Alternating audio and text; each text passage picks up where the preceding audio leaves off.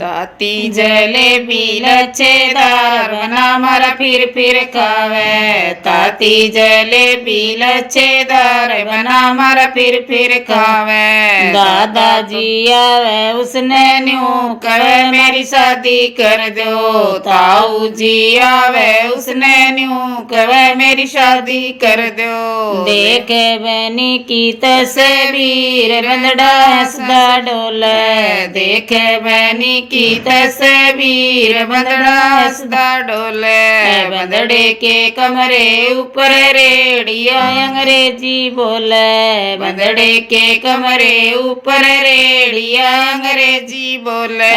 बोली तो बोले जेंटलमैन की जणु मैं ना बोले। बोली तो बोले जेंटलमैन की जणु मैं ना बोले।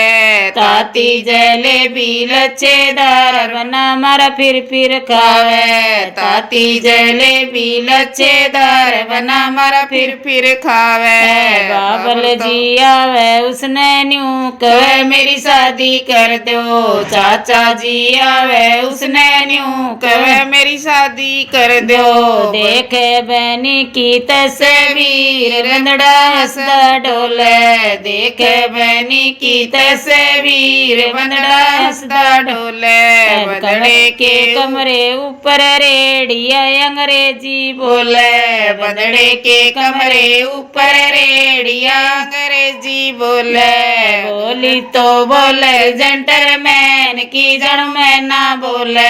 बोली तो बोले जेंटलमैन की जण मैं ना बोले। ताती जलेबी लच्छेदार बना मारा फिर खावे। ताती जलेबी लच्छेदार बना मारा फिर खावे।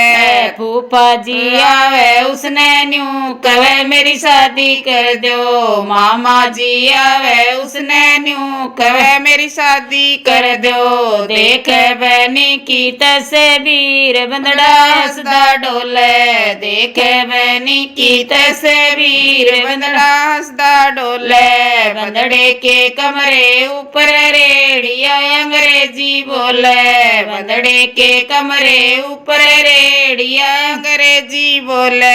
बोल तो बोले जेंटलमैन की जणु मैं ना बोले। बोली तो बोले जेंटलमैन की जणु मैं ना बोले।